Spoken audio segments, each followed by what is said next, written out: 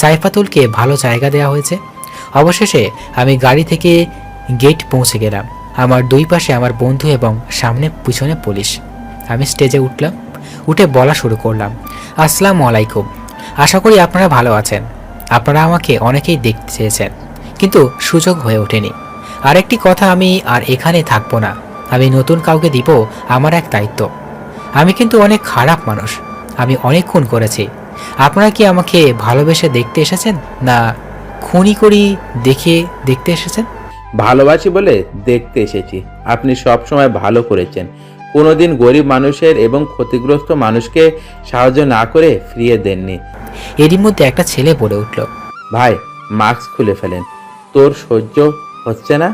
ছোট ভাই, খুলেই তো ফেলবে। আচ্ছা, তাহলে খুলেই ফেললাম। প্রথমে আমার কালো প্যান্ট খুললাম, আর শার্টটা। নিচে সুন্দর করে পোশাক পরে এসেছে। এখন মাস্ক খোলার পালা।